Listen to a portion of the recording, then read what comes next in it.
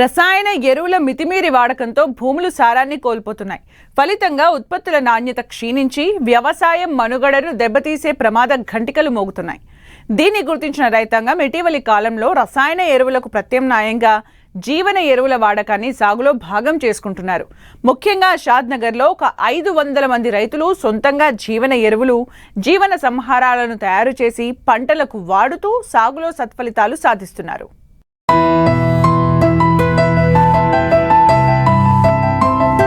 ఆరుగాలం శ్రమించి పంటలు పండిస్తే సరైన దిగుబడులు రాక రైతులు నష్టపోతున్నారు.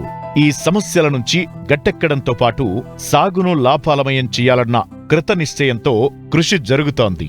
ఇందులో భాగంగానే భూసారాన్ని దెబ్బతీసే రసాయన ఎరువులకు ప్రత్యామ్నాయంగా జీవన ఎరువులను వాడాలంటూ వాటి పట్ల రైతులకు శాస్త్రవేత్తలు అవగాహన కల్పిస్తున్నారు. పంట భూముల్లో సహజంగా ఉండే మిత్ర సూక్ష్మ జీవ సంపదను కాపాడుకుంటూ భూమిని ఆరోగ్యంగా ఉంచేందుకు ఈ జీవన ఎరువులు ఎంతగానో ఉపయోగపడతాయి. వీటి తయారీ పట్ల ఇప్పటికే చాలా మంది రైతులకు శిక్షణ ఇచ్చారు శాస్త్రవేత్తలు. ఇలా శిక్షణ పొందిన వారిలో రంగారెడ్డి జిల్లా షాద్నగర్కు చెందిన రైతు నాదెండ్ల బ్రహ్మయ్య ఒకరు. తనతో పాటు చుట్టుప్రక్కల దాదాపు 500 మంది రైతులతో ఒక జట్టుగా ఏర్పడి తన పొలంలో భారీ ఎత్తున సూక్ష్మ క్రిములను ఉపయోగించి జీవన ఎరువులు, జీవన సంహారాలను తయారు చేసుకున్నారు. వీటిలో జీవన ఎరువులకు ధాత్రి అని, జీవన సంహారాలకు ధాత్రి గోల్డ్ అని పేరు పెట్టుకున్నారు. గత 2 ఏళ్లుగా తమ పంటల పొలాల్లో వాడుతూ మంచి నాణ్యమైన దిగుబడులు తీస్తున్నారు. ఇప్పుడు మీరు ఇక్కడ చూస్తున్న ఎరువు కుప్పలు 2 కూడా ధాత్రి గోల్డ్ అనే ఎరువులు మనం రైతు స్థాయిలో ఉత్పత్తి చేయటం జరుగుతుంది. దీని యొక్క మూల శాస్త్రం ఏంది అని అంటే జీవన ఎరువులు, జీవక్రిమి సంహారకాలు అనే బయలాజికల్ సైన్స్ను ఆధారంగా చేసుకొని ఈ ఎరువుల్ని తయారు చేయటం జరుగుతుంది.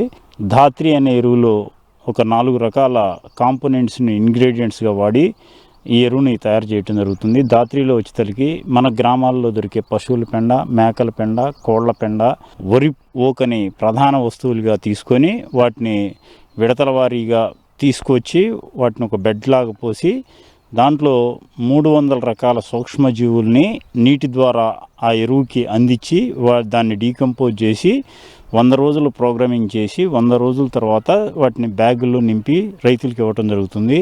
అలానే ధాత్రి గోల్డ్ అనేది ఇది ఒక వెరైటీ. ఇందులో వచ్చేసరికి మన గ్రామాల్లో దొరికే కోళ్ల పెండ, పశువుల పెండ, మేకల పెండ, వరి పొట్టు, వీటితో పాటు బయోచారు అంటే బొగ్గు, తర్వాత చెరకు పిప్పి, కోకో పిట్టు, తర్వాత వర్మీ కంపోస్టు, 8 రకాల ఇంగ్రీడియంట్స్ను వాడి ఈ ధాత్రి గోల్డ్ అనేది తయారు చేయటం జరుగుతుంది. ఇప్పుడున్న రసాయన వ్యవసాయంలో రైతుకి ఉత్పత్తి ఖర్చు పెరిగిపోవటము, మార్కెట్ ధర అనుకూలంగా లేకపోవటం వల్ల రైతు ఆర్థికంగా నష్టపోతున్నాడు. ఇంకొకటి రసాయన ఎరువులు, రసాయన పురుగు మందులు వాడి పండించిన పంటల్ని సమాజం తినడం వల్ల రకరకాల రోగాలు, రుగ్మతలు వస్తున్నాయి. కాబట్టి ఈ సమస్యలన్నిటికీ పరిష్కార మార్గం చూపించడం కోసం మనం రైతు స్థాయిలో 4 సంవత్సరాల నుంచి జీవన ఎరువులు, జీవక్రిమి సంహారకాల మీద ఒక రైతుగా నేను ఆ శాస్త్రాన్ని తెలుసుకొని దాన్ని అభివృద్ధి పరుచుకుంటూ రైతు స్థాయిలో గ్రామీణంలో ఈ సైన్స్ను ఉపయోగించి అద్భుత ఫలితాలు ఎలా తీయొచ్చు అనేది నా స్థాయిలో నేను ప్రయోగాత్మకంగా ప్రయోగాలు చేసి సక్సెస్ కావటం జరిగింది. మా పంటలకు కావాల్సిన ఎరువుల్ని మేమే తయారు చేసుకోవాలనే ఒక ఉద్దేశంతో ఈ ప్రాజెక్ట్స్ టేకప్ చేయటం జరిగింది. డైరీస్ దగ్గర నుంచి, కోళ్ళ ఫార్మ్స్ దగ్గర నుంచి, మేకల పెంచే రైతుల దగ్గర నుంచి ఎరువులను కొనుక్కొచ్చి ఈ ప్రాజెక్ట్ చేయటం జరిగింది. ఇది రసాయన ఎరువులకి ఈక్వల్గా దిగుబడులు సేంద్రియ వ్యవసాయంలో తీసుకురావాలి అనే ప్రధాన ఉద్దేశంతో ఈ ప్రాజెక్ట్ చేయటం జరుగుతుంది. 35 లక్షల రూపాయలు డబ్బు రైతులు అందరం కలిసి ప్రాజెక్ట్కి ఇన్వెస్ట్మెంట్ చేసుకోవటం జరిగింది. నా పార్ట్గా ఇన్ఫ్రాస్ట్రక్చర్కి నా యొక్క ఖర్చు అంటే నా పార్టిసిపేషన్ ఏంటంటే ఇన్ఫ్రాస్ట్రక్చర్, ఇక్కడ మీరు చూస్తున్న ట్యాంకీలు, ఈ ఇన్ఫ్రాస్ట్రక్చర్కి సంబంధించిన ఇన్వెస్ట్మెంట్ నేను పెట్టాను. ఈ మాన్యూర్కి సంబంధించిన ఇన్వెస్ట్మెంట్స్ రైతులు పెట్టడం జరిగింది. మేమందరం సమిష్టిగా కలిసి ఈ ప్రాజెక్ట్ చేయడం జరిగింది. ఈ ప్రాజెక్ట్ అనేది ఈ భారతదేశంలో పండించే 3500 రకాల పంటలకి, అన్ని పంటలకి కూడా ఇవి సస్టైనబుల్ అగ్రికల్చర్ని ముందుకు తీసుకెళ్ళడానికి ఈ ఎరువులు ఉపయోగపడతాయి. ప్రధానంగా చిల్లీ ఫార్మింగ్ మీద ఎక్కువ వాడాము. తర్వాత పండ్ల తోటలు అంటే బత్తాయి, దానిమ్మ, తర్వాత జామ ఇలాంటి క్రాప్స్లో వాడటం జరిగింది. కొంతమంది వెజిటబుల్స్ కూడా వాడటం జరిగింది. ప్యాడీలో కూడా ఇది అద్భుతమైన ఫలితాలను తీసుకుంటుంది. ఇప్పటి వరకు ఉన్న సేంద్రీయ వ్యవసాయంలో ఏంటంటే తక్కువ దిగుబడి తక్కువ పెట్టుబడి అనే ఒక కాన్సెప్ట్ ఉంది. అలా కాకుండా మనం ఏం చెబుతున్నాం అంటే రసాయన వ్యవసాయంలో నువ్వు ఎంతైతే భూమి ఎరువులకి ఖర్చు పెడుతున్నావో అంతే ఖర్చు ఈ ఎరువుకి ఖర్చు పెడితే అంతే దిగుబడి తీసుకోవచ్చు. అంటే సేంద్రీయ వ్యవసాయం కూడా అత్యధిక దిగుబడులు తీసి నాణ్యమైన ఉత్పత్తిని తీయటానికి ఉపయోగపడిద్ది. ఇవాళ 70-80% ఫార్మర్స్కి వ్యవసాయం గిట్టుబాటు కాని పరిస్థితి వచ్చింది. కాబట్టి మనకి సమస్య వ్యవసాయంలో మనం అభివృద్ధి చెందాలంటే ఆర్థిక స్థితిగతులు మెరుగుపరుచుకోవాలంటే మనకున్న సమస్యలు ఏంది, ఆ సమస్యల్ని ఎలా అధిగమించాలా, మళ్ళా వ్యవసాయాన్ని రైతు చేతిలోకి ఎలా తీసుకోవాలనే దాని మీద గత 4 సంవత్సరాలుగా మేము కొంతమంది ఫార్మర్స్ మేము గ్రూప్గా ఉండి వర్క్ చేయటం జరిగింది. ఆ వ్యవస్థలో ఉద్భవించిన ఒక అద్భుతమైన సృష్టే ఈ దాత్రి గోల్డ్ ఎరువులు. ఎవరికైతే రసాయన వ్యవసాయం గిట్టుబాటు కావటం లేదు అని ఫీల్ అవుతున్నారో అలాంటి రైతులు సేంద్రీయ వ్యవసాయంలో ఇప్పుడు రసాయన వ్యవసాయంలో అయితే ఎంతైతే దిగుబడులు తీసుకుంటున్నారో అదే దిగుబడుల్ని సేంద్రీయ వ్యవసాయంలో కూడా తీసుకునే అవకాశాలు కల్పించడం కోసం ఈ దాత్రి ఎరువు.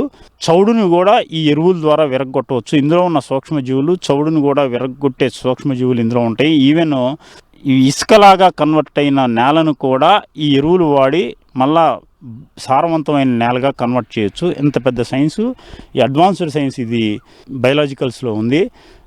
భవిష్యత్తులో ఈ సైన్సే ఈ దేశాన్ని కాపాడుతుందని అనేది నేను బలంగా నమ్ముతున్నాను. వ్యవసాయంలో సూక్ష్మజీవుల పాత్ర చాలా ముఖ్యమైనది. ఇవి నత్రజనిని స్థిరీకరిస్తాయి, పోషకాలను కరిగిస్తాయి, పోషకాలను విచ్ఛిన్నం చేసే లక్షణాలను కలిగి ఉంటాయి. ఈ సూక్ష్మజీవులు సహజంగానే భూమిలో ఉంటాయి, కానీ వీటి సంఖ్య త్వరితంగా తగ్గుతూ ఉంటుంది. పంటల దిగుబడిని పెంచడానికి వేరు మండలంలో ఉండి సూక్ష్మజీవులను గ్రహించి కృత్రిమంగా పెంచి ఎక్కువ సంఖ్యలోకి తెచ్చి మళ్లీ భూమిలో వేస్తున్నారు. వీటినే జీవన ఎరువులు అంటారు. అయితే ఈ రైతులు రసాయన సాగును తగ్గించాలనే ఉద్దేశంతో అవసరమున్న రైతులకు జీవన ఎరువులు, జీవన సంహారాలను అందించడానికి సిద్ధంగా ఉన్నారు. ఇప్పుడు ఈ సేంద్రియ వ్యవసాయం మనం తయారు చేస్తున్న దాత్రి గోల్డ్ ఎరువుల్ని ఎలా చేస్తాము అనే దాని మీద ప్రాసెస్ గురించి మీకు వివరించడం జరుగుతుంది. ఇప్పుడు మీరు ఇక్కడ చూస్తున్న 5000 లీటర్ల డ్రమ్ములు, ఒక 4 డ్రమ్ములు పెట్టడం జరిగింది. ఇప్పుడు మనం పశువుల పెండ, మేకల పెండ, కోళ్ల పెండ, వరి పొట్టు ఇలాంటివిని మొత్తం ఒక లేయర్గా పోసి వాటిని 100 రోజులు ఫర్మెంటేషన్ ప్రాసెస్ చేయటం జరుగుతుంది. అలా ఈ ఫర్మెంటేషన్ ప్రాసెస్లో ఏం చేస్తామంటే లేయర్ బై లేయర్ ఈ ఎరువులను పోసిన తర్వాత వాటి మీద గ్రీన్ క్లాత్ కప్పి మైక్రో స్ప్రింక్లర్స్ అరేంజ్ చేసి ఇలా ట్యాంకుల ద్వారా నీటిని పంపిస్తూ దీంట్లో సూక్ష్మజీవులను పంపించడం జరుగుతుంది. ఈ సూక్ష్మజీవులని 4 కేటగిరీస్గా మనం విభజించడం జరుగుతుంది.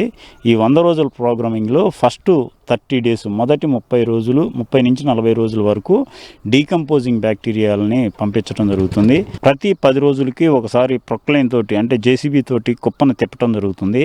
అలా 30 నుంచి 40 రోజులు డీకంపోజింగ్ బ్యాక్టీరియాస్ను పంపించిన తర్వాత 60 రోజుల్లో డీకంపోజ్ అయిన తర్వాత, కుప్ప అనేది డీకంపోజ్ అయిన తర్వాత న్యూట్రియంట్ బ్యాక్టీరియాస్ని మొదటి 20 రోజులు పంపించడం జరుగుతుంది. అంటే నత్రజని, భాస్వరం, పొటాషియంని మొబిలైజ్ చేసేవి, డీకంపోజ్ వాటిని ప్రొడ్యూస్ చేసే బ్యాక్టీరియాస్ని కుప్పల మీదకి పంపించడం జరుగుతుంది. దాంతోపాటు మెగ్నీషియం, సల్ఫరు, బోరాన్, కాల్షియం ఇలాంటి సూక్ష్మజీవులను కూడా, వాటిని క్రియేట్ చేసే సూక్ష్మజీవులను కూడా కుప్ప మీద వదలటం జరుగుతుంది. ఆ తర్వాత 20 డేస్లో భూమిలో పంటలకు వచ్చే తెగుళ్ళు అంటే వేరుకుళ్ళు, నారుకుళ్ళు, కాయమచ్చ, కొమ్మ తెగులు, ఎండు తెగులు, విల్టు ఇలాంటి సమస్యలకు సంబంధించిన సూక్ష్మజీవులను, వాటిని నివారించే సూక్ష్మజీవులు అంటే Trichoderma viride, Trichoderma harzianum, Pseudomonas fluorescens, Bacillus subtilis, Ampelomyces క్రిష్క్రాస్ ఇలాంటి ఒక 40 నుంచి 50 రకాల సూక్ష్మజీవుల్ని, తెగులు కారక నివారణ సూక్ష్మజీవుల్ని 20 రోజుల పాటు వదలటం జరుగుతుంది.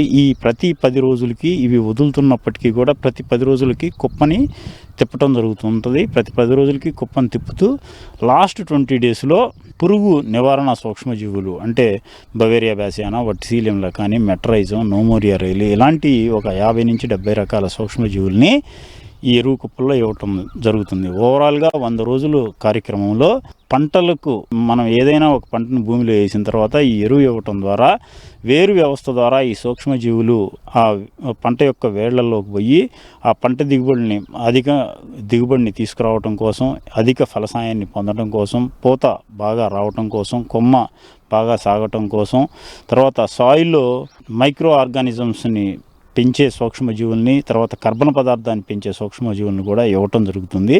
ఈ ప్రాసెస్ ద్వారా సేమ్ రసాయన ఎరువులు వాడితే ఏ దిగుబడులు వచ్చిందో అదే దిగుబడులను తీసుకుంటూ మన భూమిని సారవంతం చేసుకుంటూ చౌడు భూముల్ని చౌడు తత్వాన్ని పోగొట్టుకుంటూ ఆమ్లతత్వాన్ని పోగొట్టుకుంటూ సస్టైనబుల్ అగ్రికల్చర్ చేయడానికి ఈ వ్యవస్థ చాలా ఉపయోగపడుతుంది.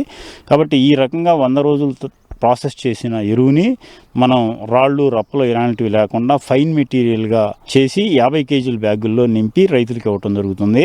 ఈ బ్యాగ్ 50 కేజీల బ్యాగులు అన్ని పంటల్లోనూ సాయిల్ అప్లికేషన్గా వాడుకోవచ్చు.